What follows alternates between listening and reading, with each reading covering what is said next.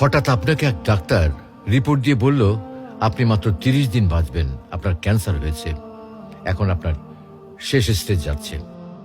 এটা শুধু আপনি জানেন, আপনার পরিবার কিংবা বন্ধু বান্ধবরা কেউ জানে না। এখন এই রিপোর্ট পাওয়ার পরে আপনি বাসায় গেলেন, প্রতিদিনের মতো আজকেও আপনার বাবা আপনাকে বকাঝকা শুরু করলো, তোকে দিয়ে কিচ্ছু হবে না, সারাদিন কোথায় থাকিস তুই, অকাজের ছেলে, ইত্যাদি ইত্যাদি। এই মধ্যবিত্তের বাবার যেমন হয় আর কি।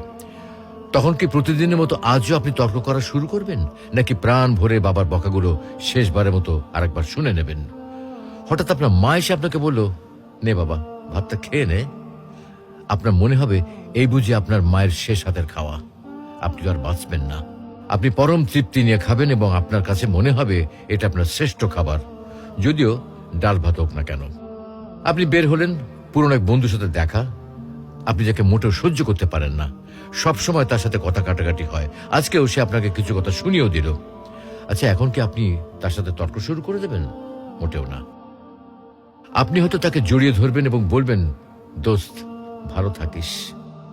আচ্ছা জানেন, আমরা এখন মৃত্যুর কথা ভাবতেই চাই না, এ থেকে আমরা পালিয়ে বেড়াতে চাই। কিন্তু যদি আপনি ভাবেন যে আজই আপনার শেষ দিন, তাহলে দেখবেন সবকিছুই আপনার কাছে ভালো লাগছে।